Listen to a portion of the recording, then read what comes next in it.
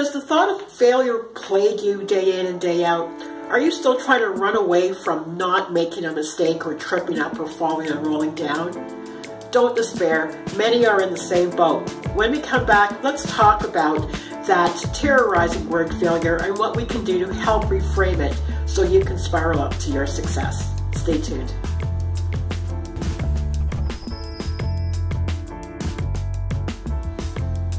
Welcome back. I'm Pamela, the Mojo Maker, here to bring you another hot Mojo tip. Failure. We all experience failure, yet we've come to despise the word because we don't want to be that sole person that somehow tripped up and rolled into the pit of despair. You know what, guys? It's interesting, isn't it, how as we grew older, we've become terrorized by the thought of failing at something. We've forgotten that as we were children growing up, failing was our way to getting anything done. What if our parents had said to us the first time we stood up and tried to make our first step and fell that we're no good, we're losers, we're never going to get anywhere in life? Now, what if that was the message each time we fell down as we tried to make our next step, or learn to speak the language that we speak and mispronounced or use the wrong words or write, or anything we learned to do was set up with a series of failures for us to keep going to accomplishment. Yet in our adult years, we are just terrified by the thought of falling down in any way, in anything. You know, when I look back over the years to the first time I felt the terror of failure and the shame of failure, we had gone away for the summer, and for some reason we were late coming back for the first few days of school. And by that point, when I got back in, the choir, which I had hoped to be part of, had already chosen the members, and I was allowed to go and audition in front of the choir to see if I can get a spot in there. Well, I stood there in front of a whole group of kids my age, and the choir master, and he asked me to sing a song, and I started to proceed. And he stopped me partway through and told me that I can't sing and I shouldn't think of singing.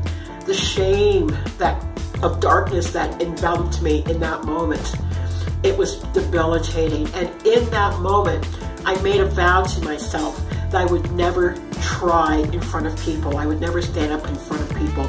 I would never set myself up to fail so humiliatingly ever again. And of course, I went into my life self-protecting, doing only what I knew I would be ever good at without having to try too hard at it, without risking outright failure. And this is the problem. We fall down, and because of how the rest of the world frames it, and sometimes because of some thoughtless teacher or handler or friend or family member says a set of careless bunch of words to us, it sets up in our heart and our being and our mind that somehow we're not a good human being. And that's how I lived. I never sang again in public. I never stood up to things where I knew I couldn't be good at it the first time I tried. Now, what a very closed way to live. Not really trying for more or for bigger because of my fear of failing, okay? I had to retrain myself and reframe myself to get back into the mode. So this is what you have to do. If you want to go to the next level in your life and in your being, setting yourself up to probably fail and reframing it and taking it on is something that you have to do. How does that look for you? Well, let's just say you fear public speaking, and getting up in front of people is the worst possible thing that you can ever experience because you don't know how to do it right the first time.